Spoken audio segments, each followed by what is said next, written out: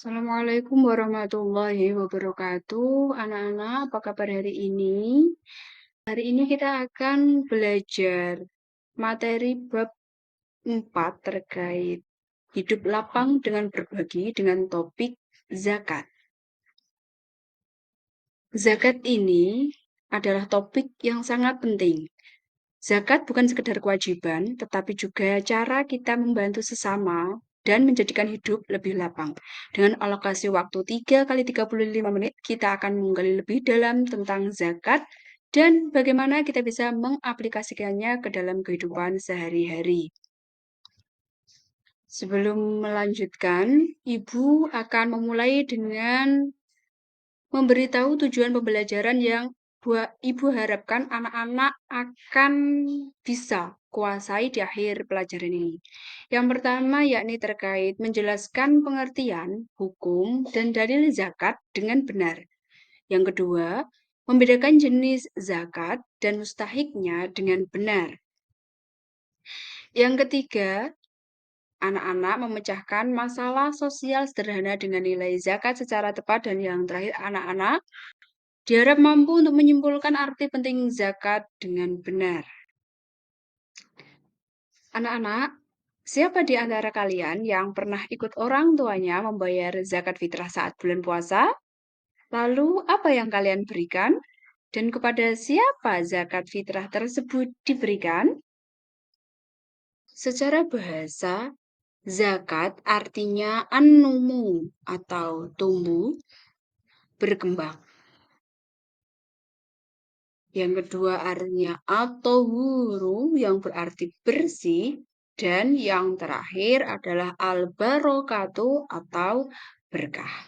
Lalu secara istilah, yang disebut zakat ialah harta milik seorang muslim atau milik badan usaha yang wajib dikeluarkan menurut ketentuan syariat Islam.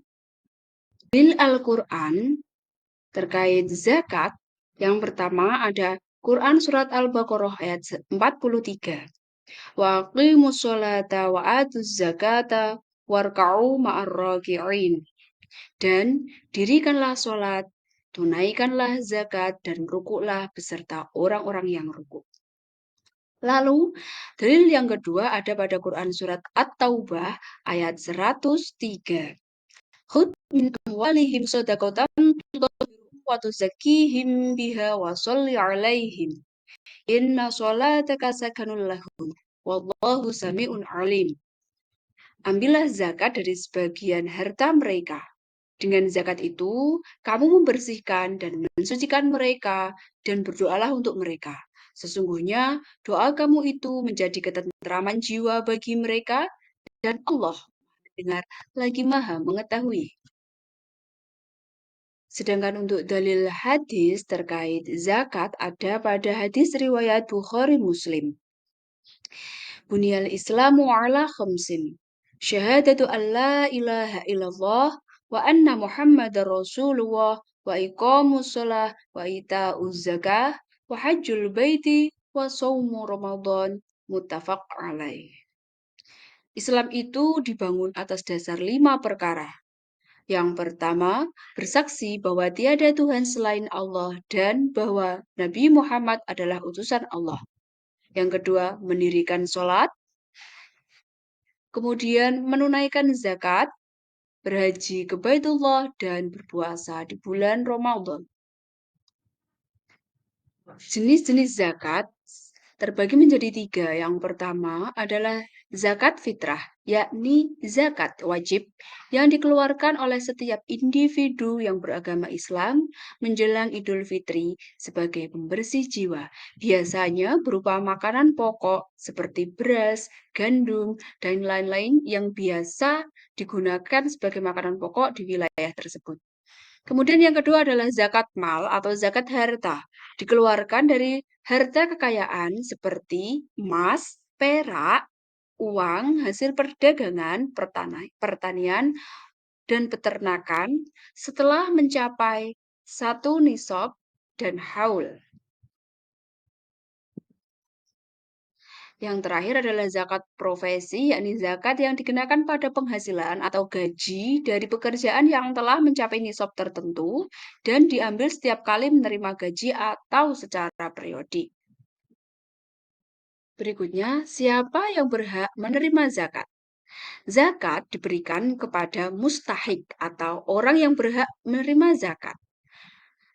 Nah, untuk mustahik ada 8 orang atau 8 golongan. Yang pertama adalah fakir.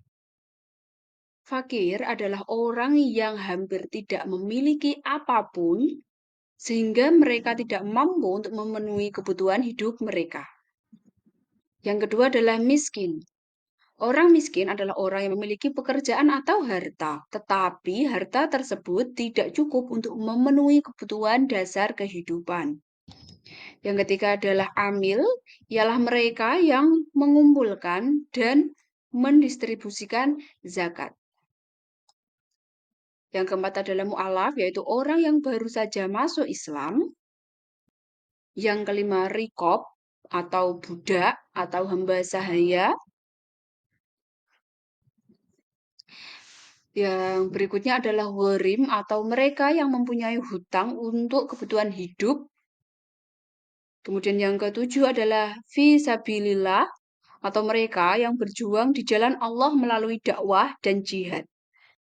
Yang terakhir adalah ibnu sabil atau musafir yang kehabisan biaya di dalam perjalanan dengan catatan untuk perjalanan yang tidak maksiat.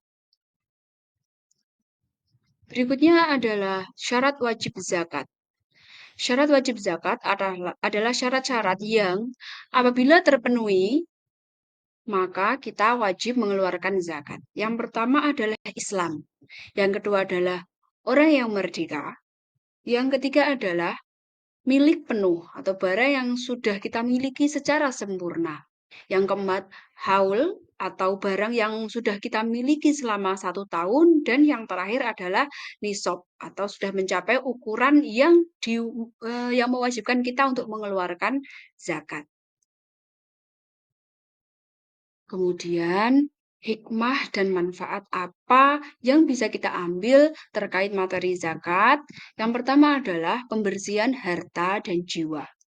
Zakat membersihkan harta dari hak orang lain dan membersihkan jiwa kita dari sifat kikir, tamak, serta menumbuhkan rasa syukur. Yang kedua adalah keberkahan dan rahmat. Zakat mendatangkan keberkahan dalam harta dan kehidupan, serta mendapatkan rahmat dan pahala yang besar dari Allah. Lalu yang ketiga, pengurangan kesenjangan. Zakat dapat membantu mengurangi kemiskinan dan kesenjangan sosial dengan mendistribusikan atau membagikan kekayaan kepada mereka yang membutuhkan. Lalu yang terakhir, zakat merupakan solidaritas sosial. Membangun rasa solidaritas, empati, dan kepedulian antar sesama umat Islam menciptakan masyarakat yang harmonis.